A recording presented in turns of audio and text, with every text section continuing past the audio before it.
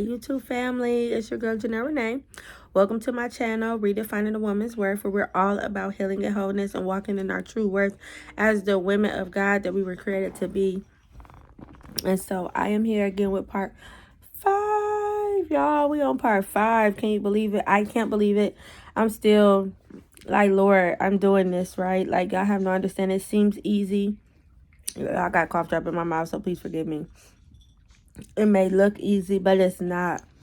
It's taken me a few years to get to the place where I'm recording a video, testimony of how God brought me out and just kind of like how I got there, and you know, the different signs and red flags and that I missed, not just in the relationship or with the men, but even within myself, to know that I wasn't ready and I shouldn't have been pursuing a romantic relationship, that I should have been taking time, sitting with God, going through healing, going through counseling or whatever to become the best version of myself.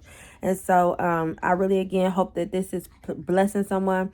I'm really praying that, you know, that you guys are getting free. I pray, because I think as women and as people, because men deal with it too, it's so hard to get out of something when you so feel like you're so deep in, when you're in these relationships and you know they're dysfunctional, you know they're toxic, and even some are demonic. Like, I'm gonna get to that part prayerfully today. I'm gonna try to speed it up, so I may skip, because y'all get the gist, right? You get the gist from the first 4 episodes, that from the beginning, from the gate, it was just really it was bad. And then we see the inconsistencies, we see the, you know, the cheating, the lying, right? We see it, and it just escalated from there. So there's no need to kind of go into every single detail of every time he cheated and every woman in every situation, right? Because again, we're not glorifying his bad integrity or character. We're not glorifying him, me, or the situation. We're glorifying God, because excuse me, because a lot of women don't make it out. And I even had my aunt say that to me. So we're going to get into some parts. We're going to kind of speed up because it's so important. It's so important for someone to speak out, right? Because we all think it can never be us. I thought that, right? I thought it can never be me, but it did happen to me. And it's so easy to happen, especially if you are not healed, if you don't understand who you are, if you don't understand love, if you don't know who you are per the word of God, right? You have to sit with God. You have to read the word. What does God say about you? Who does he say you is? What is love per the word of God? Like, what is love? You know, how am I to receive love? How am I to give love? You know, what does this look like? How is it practically applied in my life? Like, how do I admit that I have some issues, that I have some wounds, that I have some mother wounds, some father wounds, some abandonment, some rejection? Oh, I've been abused, right? I was abused in my childhood or even in my adulthood. Like, how do I get to that place where I have the courage to speak up so I can begin to be healed? And so that's what it's all about, right? And so today I'm gonna pick up. I know I spoke in the in part 4 about I left off with about how dude was just just being himself, right? And you know, he was cheating and got caught again. This was the second time in like 2 months. And like I said, it just escalated from there. And so I want to say the next big thing was, I would say the next big thing is, so we went into 2018, right? So the 2017, so the last thing was in August with the girl in the Facebook situation. Then he kind of like chilled out for a second. I guess he felt like he was going too far, and if he really thought that there was any chance of us really being together, he either had to clean it up or stop altogether. I cannot validate that he stopped altogether. He said he did. Maybe he did. It didn't last long, okay? Let's say that. But going into 2018, for whatever reason, I just still felt this strong desire to want to be with him and to believe in the potential of who he could be, believe in who he said he could be, right? Who he said he wanted to be, right? And I just wanted this family, because there would be moments, because now he's bringing his daughter around. His daughter is, you know, being with us. Sorry, that's my son getting a dog. He's doing the wrong thing. But, you know, he's bringing his daughter around. We're doing family things. We're going on family outings, you know. Now, I will say, on my birthday, though, on my birthday in 2017, he really disappointed me really, really bad. My birthday is in September. And he just disappointed me. I was so hurt, so crushed. I didn't see him at all on my birthday. And I just was really like, I just couldn't believe it. The next day, I think he came with some stuff or whatever. And it was just, I was so hurt. And I just didn't want the stuff. He could have kept that stuff and he could have not even came, you know. And he tried to flip the script on me of why. And you got to pay attention. Like, if someone really loves you and care about you, it's what's important to you is going to be important to them.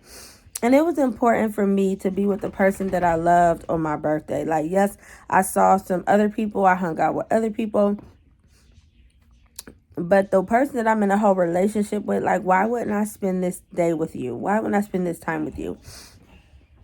And so that was like the next thing. And despite all of these things, for whatever reason, going into 2018, I still felt this desire or this want to be with him and to get married. So the end of 2017, I started a new job. And I was liking my job. I started a new job. It was like a new chapter, new phase of life. And so for me, the next big thing was marriage. And so for some odd reason, you know, I mean, because he had, you know, mentioned it or whatever. He started calling me his wife and calling me his mother's daughter-in-law and different things like that. And, you know, men know how. Some men, I would say, probably mean it. But there are some men who just kind of know, like, those things that really mean something to a woman, that really draws them in. And so he was probably just doing it to draw me in. But it worked. And nevertheless, I fell into it. I fed into it not only because of the things he was saying and doing, but because of my own motive and my own desire. And so I wanted to be a family. And I just really believed that in some way the Lord was going to change him. Like the Lord was going to, he was going to have this encounter, because I had been praying for him, fasting, you know, whatever. I had people praying with me for him, all kind of things. And I held on to that. And then there's something I got to mention as well, but we about to get there in a second, because this is about to be super important. So we get a marriage license, okay? I'm going to be honest, y'all, I was stunned. I was stunned that he even signed the application, because if anyone has been married or, you know, gone through the process, you know, there's an application. Once you fill out your application, you got to take it down to probate court. And they take you through the process. You got to swear an oath. You got to answer some questions. And then you got to go through the process. And then you got to get your marriage license. And here in the state where I live, you have 60 days from the day you get your marriage license to actually get married before it expires and you got to get a new one. And so I was so shocked that he signed the application, number one. Sorry, y'all. It's coughed out. But also, the day we went down to the courthouse to probate, I just woke up one random morning before I had to go to work and was like, "Come on, get up, we got somewhere to go." And he like, "We don't have nowhere to go." And I'm like, "Yes, we do." I'm like, he like, "Where?" I'm like, "We got to go down to get married too. We got to go get our marriage license and stuff and get married." He was like, "Okay," and he get up and he started getting dressed. Y'all, I'm shocked, because even though I'm like, we should just get married. We being together. You talking about you don't want to be with nobody else. I don't want to be with nobody else. You know, all this, that, and the third. I really always, in the back of my mind, did not think he meant it. I never believed that he would want to marry me. I never believed he would want to be with me or make that kind of commitment. So I was shocked. And he got up. And now I'm nervous. You know what I'm saying? I'm like, now I'm asking a bunch of questions. I'm like, "Are you sure? Are you really gonna do this?" And he's like, "Yeah, I'm sure." You know, so he's very calm. Now I'm like nervous, butterflies in my stomach. I'm sweating, like my stomach start hurting, like all kind of stuff. And I'm just sitting like, I'm so shocked. Like, and I mean, he's very like focused, and he's like, "Come on, let's go." Yes. And I'm just still asking questions like, "Are you sure?" He like, "Yes." You know, people calling his phone. He like, "Hey, I'll call y'all back. I'm on my way to get married. Me and my wife, we about to go down here, you know, whatever, whatever. He was like, y'all, I'm about to be a husband. All excited. So now I'm really confused. Now, of course, like I said before, you know, he was introducing me to his friends, his family, his people. It wasn't as though it was a secret. Everybody knew we was together. But for whatever reason, I was so shocked that he seemed happy. He seemed happy to be wanting to go and get married, get our marriage license. And so I'm like so confused. And so like what I'm thinking is just me being nervous was really, I believe, Holy Spirit trying to get my attention because I was nervous, y'all. He was calm, cool, collected. He was sure. Matter of fact, me, I'm all over the place. My nerves all over the place. I can't focus. I'm feeling sick. I'm hot. I'm sweating. So by the time we get up to the probate's office, I'm in a full on like busting out sweat. And he like, is you all right? Is you cool? And I'm like, yeah, you know. And so I'm waiting for him like every second. I'm waiting for him to just pull out and be like, you know what? I can't do this, or you know what? I gotta go make this run real quick. Like I just was waiting for him to give me some kind of excuse that he wasn't gonna come follow through, and he never did. And so we started going through the process, and once you go through the process, you have to wait for them to, you know, do everything on their end. So as we're sitting there waiting, after we both answered questions, we both swore that everything we said was true and everything like that. We just sitting there waiting, and I'm like, are you sure you want to marry me? He was like, yes, I am sure. I'm like, and so then I think the lady asked me something like, am I changing my last name or am I going to hyphenate? So I was like, I mean, because I didn't think all of this through, right? I'm just making an impulsive decision, not really praying about it. I didn't pray about it at all.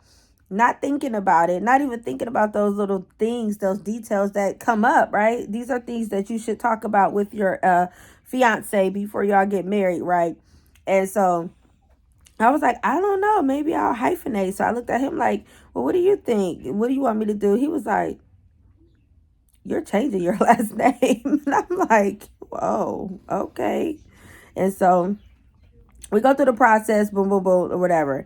So now it's this whole thing. So we got the marriage license. And so I'm like, well, come on, we're going to have to go into the courtroom to actually get married. He was like, I'm not about to go and sit in front of no judge to get married. He was like, I done been in front of a judge enough times. He was like, no, I don't want to get married in front of a judge. He was like, we can get married at like the house or a ceremony or something. So I'm like, okay. Now I was a little bummed about that because I'm like, let's just go get it over with. But see, that's how God comes through. Listen, even when you don't understand what you're doing, even though you might be going in one direction, God will still come through for you. And so that was the Lord.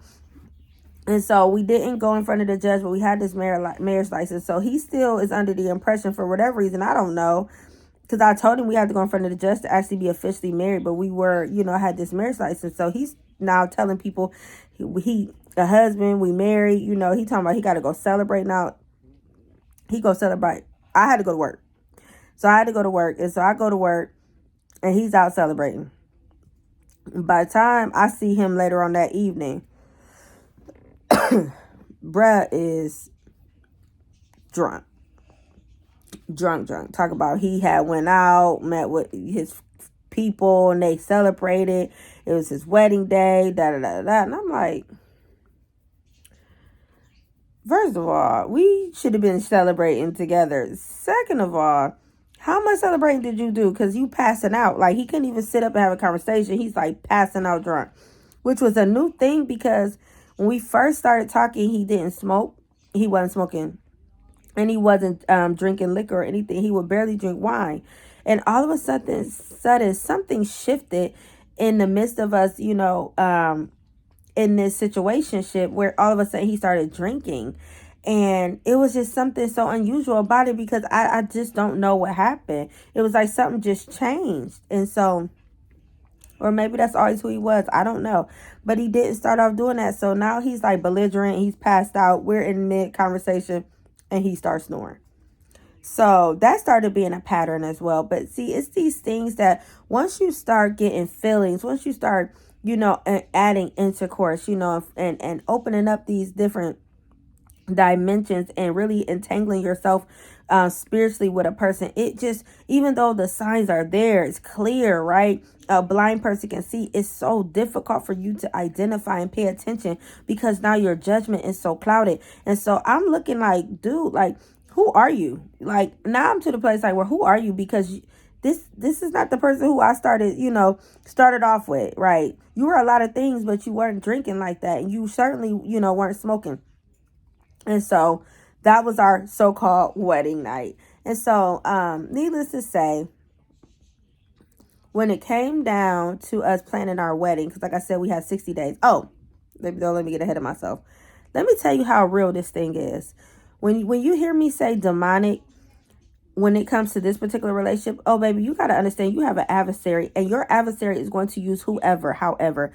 And the enemy was absolutely using him. And I'm going to get to a part where I really start giving you a little more detail so maybe someone can have understanding, because maybe you're in a situation as well. So the day we got our marriage license, it was January 9th, 2018. January 10th, excuse me. January 10th, 2018, I leave out the driveway on my way to work, pull out the driveway, pull to the top of the block, make a turn, and get in a car accident and almost die. Not making this up. I have family. I have children. They can tell you.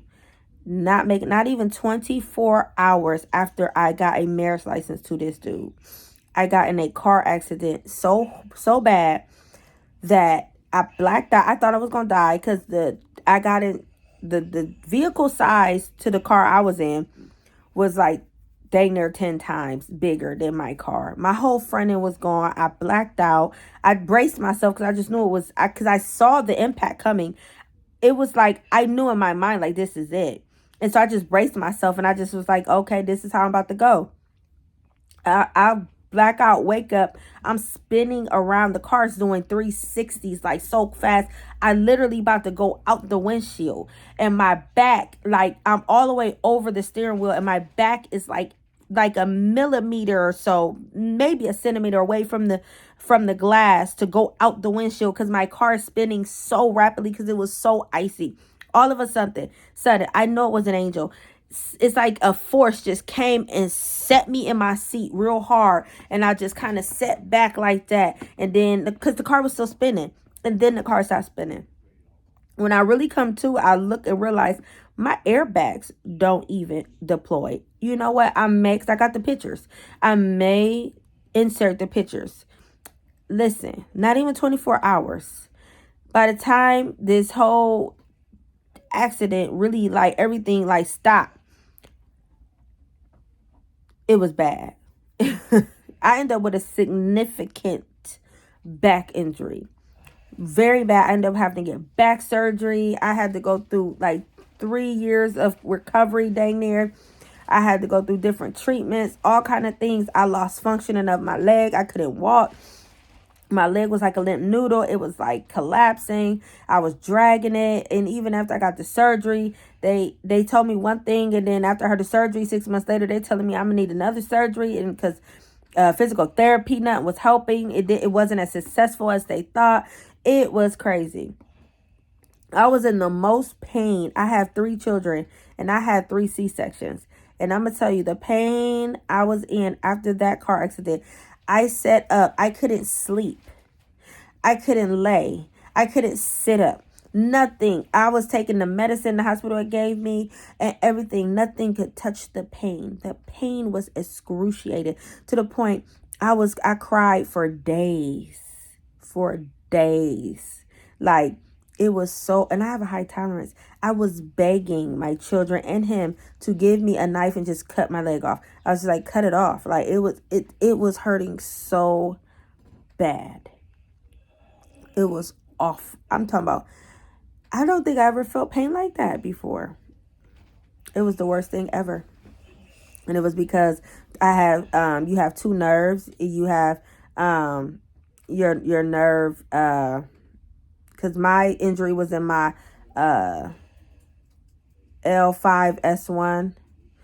It was a lower lumbar and my sciatic nerve. But then you have your two nerves. You have your nerve for your strength, and then you have your nerve for sensation.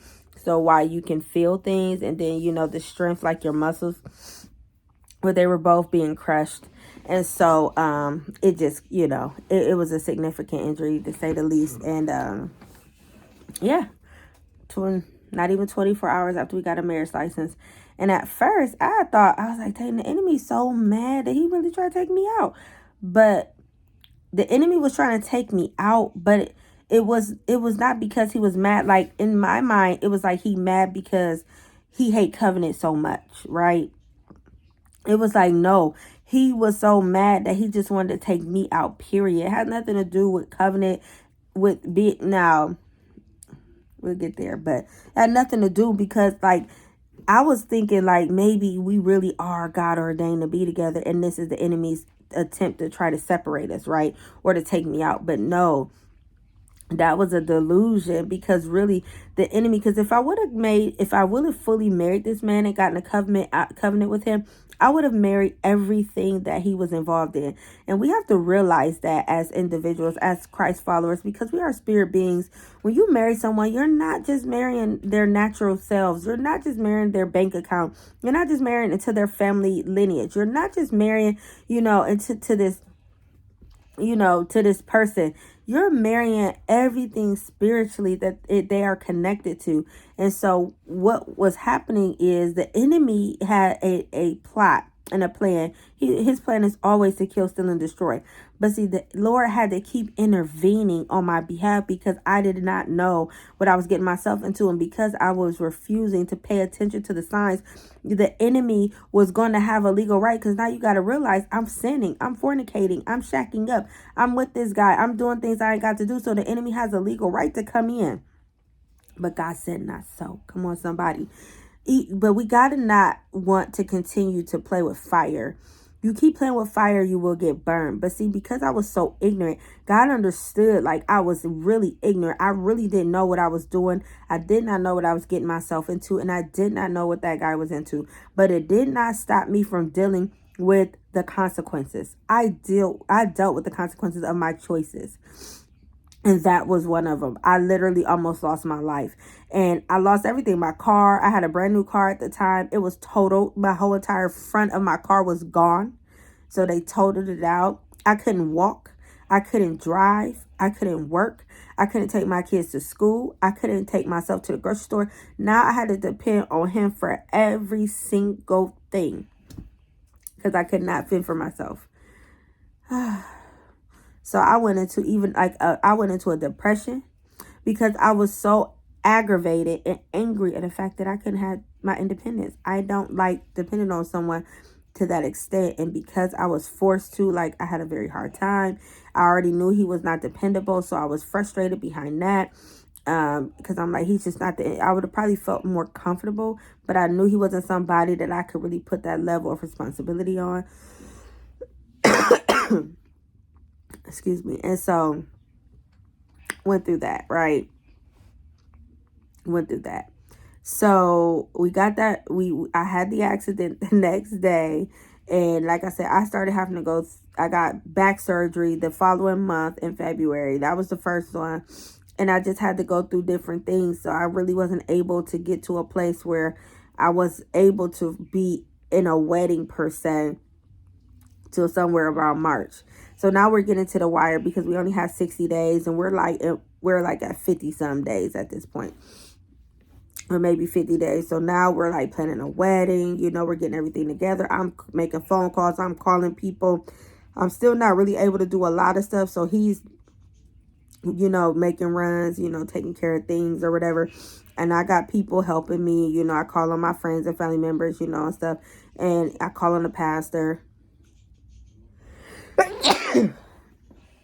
Excuse me, guys. I call on the pastor and everything, and getting everything in order, right?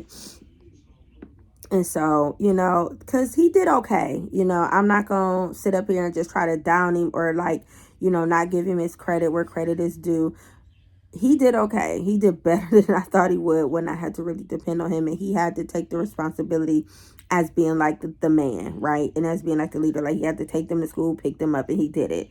He had to go grocery shopping for the household. He did it. He had to take me to all my appointments and pick me up and stuff. He did it. So, you know, now sometimes he was like running at the, you know, very last minute or whatever, but he did better than I expected. So, you know, we on this way to get married, and something in me just kept saying to myself, even after I made all the plans, made all arrangements, got people already in the process of getting stuff together, and I just kept saying to myself, but Lord, because he started moving weird again. So I said, you know, he had calmed down by the end of fall of 2017, had calmed down, and he wasn't doing things that made me feel like he was, you know, doing anything.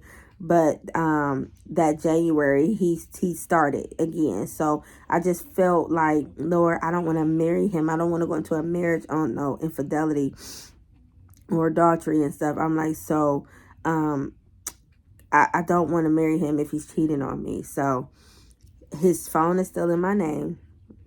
And so I started looking at the phone records. And this guy would be on the phone. Like, I never known nobody, especially a man, to be on the phone, like how much he on the phone. So it wasn't even that. It was like just particular numbers sticking out, because he was talking to all kind of people from everywhere. Like, he was talking to people in different states. He was talking to people in Hawaii. He was talking to, you know, just people. It's just like, it was just numbers. But for whatever reason, and it probably was discernment, there was one number, even though it wasn't necessarily like, it was so obvious because he was just always on the phone. It was one number that the times when he would talk to that person, I started seeing the pattern in that, and that's what stuck out to me. And so, like a couple days before we was due to get married, we were planning this wedding. I was like, you know what? If I call this number and it's a woman and it's somebody he messing with, it's over. I'm calling it off. I'm done. So one morning, I get the courage and I called a number, and sure enough, girl answered the phone. And I hang up the first time, and I just, because my heart sank, and I couldn't get no words out. I'm just like, I wanted to believe like this was gonna be one of his dudes or something, or family members, like. So I'm like, you know what? Now, he does have a lot of girl cousins, so I'm like, okay, let me give him the benefit of the doubt. So I called back. They answered again. So I asked them, I said, you know such and such? And they said, yeah. He just left this morning. Oh, really? Now, he wasn't at home that night. So I'm like, oh, okay. Yeah, I came and took the kids to school, but he wasn't there at night. So I'm like, okay. She was like, why is he your man? And I said, is he yours? You know, and she was like, I mean, he tried to spend every night that he can with me. I said, okay. I said, all right, well, you can have him. Have a good day. And I just hung up. And I was furious. I was crying. I was sad, but I was like, you know what? I'm calling this thing off. And I called him and I said, you a liar, you know, whatever, all what we do. And I told him, I said, it's over with. We're not getting married. I'm done. This and this and that. And he like, wait, what you talk about? I'm like, yeah, some I called that number, something, whatever. She said, you just left this morning, all this stuff. He's like, what is you talking about? Da-da-da. But as I'm on the phone with him, an old girl calling him on the other line. So I end up hanging up. I'm like, listen, it's over. We're not getting married. So now I'm so embarrassed that I don't even call everybody to let them know that I'm calling the wedding off, because I didn't want to have to tell the people that he cheated. I just start not answering my phone. So people calling me, I won't answer my phone. And I was just in another level of depression. I was just like, this guy, you know. Then of course he come with all this and that, and this and ain't what you think. It's da da da, blah blah blah, all this and all that. And like at one point he actually tried to have an attitude with me, talk about messing up his money, because you know it was a crazy situation with that girl. And that girl did become a problem in our relationship until he had to whatever he did, I don't know, because she ended up overstepping her boundaries, and he ended up having to whatever he did. So So that's how we almost got married, and that's how we did not get married. But again, even though I was devastated, I was hurt, I was heartbroken, right? I was angry. But looking back, God spared me. Because see, covenant is serious. We a lot of times don't understand. Like, it was after I got out of the relationship with him where the Lord really had me do a study on biblical covenant, on marriage, the way he designed it. And I have a different level of honor and respect and even understanding of it, because I never knew, because I didn't really see no one married, and I didn't see no godly marriages, so I didn't know. And so you can't just enter into a covenant just because you just want to be married. Like, you can't just because you want to be loved, because it's so serious. Everything that happens, not just in the natural, but spiritually, is so serious that you can't just enter into this, all, willy-nilly. You really want to be in prayer and be prayerful of someone, because you're going to come into agreement with whatever, even if you don't know. There are so many things about him that I did not know, so many things that he was into, so many ways he opened himself up to the devil, in reality, like in real life, that I did not know, that I would have came into agreement with. I already came into agreement with it by being in covenant with him, by having intercourse, because intercourse creates covenant. That's why you don't have sex out of marriage, because it was, again, created to consummate marriages, to become one, for you to be fruitful and to multiply, and for you to enjoy the body of your spouse, right? And because your body is not your own. But at the end of the day, whether you use it in the right way that God created or not, does not negate the purpose of it. And you are in agreement with whoever you sleep with. So this is how the enemy was starting to have access to my life, because all of a sudden my whole life shifted. I was already in a space where I was dealing with things, but it's like things got into a darker dimension. I really started experiencing like demonic attacks. I started having dreams that was so like violent or so perverted. Like, they would be, I'm talking about, now I had my own issues with perversion before I got with him. I was addicted to pornography. I was addicted to masturbation. I was molested as a child, and that opened that door. That spirit of lust came in when I was violated, because that's the thing. The enemy knows you don't have to know about the spiritual laws, about the spirit realm, that it exists, that how it works. He know you don't have to know for it to still manifest. And so even as a young child, even though I was unwilling and I was violated, it did not stop that door from being open, and the spirit of lust and perversion to enter into me. So I already had my own issue with lust and perversion, but I wasn't having like super nasty, filthy, perverted dreams. And, I wasn't having things literally physically touching me when I would wake up from these dreams as often and frequent as I started having once he came into my life. So my dream life shifted.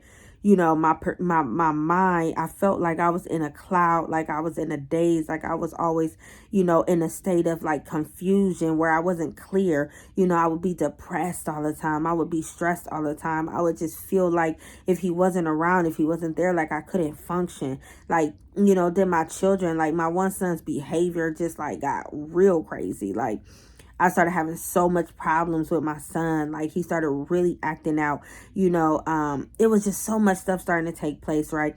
And then financially. So, because we had a marriage license, and then we end up still getting rings. And even though I called the wedding off, we sat down, we talked about things, and then we agreed that we was going to eventually get back, and actually go get another marriage license and get married. So we continued to move forward, right? Like we were married. And so we had wedding rings and stuff. And so I had given him like access to my bank account. So we had like a joint account. And dude, like, money would just be disappearing, and I would be like, what did you do? What are you doing? And he'd be like, oh, I'm gonna put it back, or I needed to do this or that, don't worry about it, da, da, da, da. And I used to be like confused, like, dude, what are you doing? How are you just taking, I'm talking about large sums of money, and then you don't have nothing to show for it? And so then he started disappearing, going out of town. And he'll tell me he was going out of town, but then while he was out of town, he wouldn't answer his phone and different things. And I'd be like, and so I'm just like, even though we are trying to fix this relationship, we're trying to work our way back to a healthy place, or he was never in a healthy place, or to a place where we can get another marriage license and get married. But it was like he just started really doing things that were so counterproductive to trying to build anything with him. And so he started, like I said, he like money was disappearing, he was disappearing. And then all of a sudden he started like, he would come back and he would just have all these gifts. And so he started like trying to, I always felt like, and he admitted it, like it was like he was trying to buy me, or these were guilt gifts, because like he would all like I'm talking about, he would just go over the top with it. And as a woman, you feel good when you feel like you're being, showered with gifts and beautiful things and money, because he would give me money, he would buy me cars, he would, I would come home and there would just be all these bags and boxes on the bed. He would get me all kind of stuff, clothes, he was getting my wardrobe, shoes, purses, coats, everything. Like he would just come in the house. I'm telling you, he'd went to the outlet. Excuse me. He'd went, shopping or whatever. Now, cause dude could dress. I give him that. He was fine and he could dress. And he knew I liked to dress too, and he liked to dress me, and he liked for me to dress him. So, he would, because I had bought him gifts, right, in the past. I had bought him things, and he wasn't ever in a place where he could do anything back for me at that time. And he would always say, when he got on his feet, whatever, he was going to do this or that for me. But I would always tell him it's not about that. I don't do it because I'm expecting him to do it. I'm doing it out the kindness of my heart because I can. I have it. I have the money to do it. I can afford it. And so I just want to do it. And so I guess when he quote unquote got his opportunity where he could then now, do things for me, he did. And so it was like, it kept me in this like merry-go-round of, well, maybe he really do love me, because like his mother and people would be like, he ain't never did that for no woman. Like he would say, he has told me that he has never took care of a woman like he did me. And so like his whole family was trying to convince me, because it was just it just got to the point where everybody thought we were married, because we had already was telling people, because that was the plan until I called it off. But because we stayed together and we had our rings on still anyway, people didn't know that we weren't. And so now we got everybody thinking we're married. Only we know we not married, like legally. And he's just, even though he's buying me gifts and he's going on these shopping sprees and he's doing all these things that as a woman I would love, right? I had never experienced it to that, extent. I wanted to love it, but in the back of my mind, it didn't mean much. It did, but it didn't, because at the end of the day, instead of all the things, I wanted his time. Because I started to realize that my love language was quality time.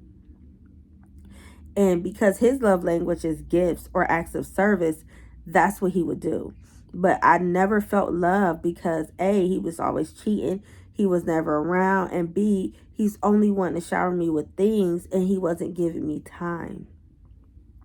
And so we're just like, now we're in the matrix, right? It just goes into this matrix of, I don't know what to think. Now I got his family, because I'm telling his family, like his mom and them, I'm like, listen, we're done. They're like, no, y'all married, you can't divorce him. I'm like, first of all, I can divorce him if I want to. And second of all, y'all trying to always it was like, I felt like they were just, making excuses for him. Oh, he love you. He in love with you. He ain't never did this. He ain't never did that for no other woman. This and this and that. But at the end of the day, he's constantly doing things to hurt me. And there are moments where I would just ask him and beg him to like, why are you doing this to me? He would be like, he don't know. Or he would just look at me with this cold stare, like he was just unbothered. Like, even though I'm crying my eyes out, I'm bawling, I'm hurting. Like, and he just, like his expression was like, are you done yet? And so, yet and still somewhere in me, I thought that this is what I deserved. Somewhere in me, I felt like this was the best for me. Like this is what God had in mind for me. Like this, it's like, somewhere I tricked myself to believe that this was all I was worth.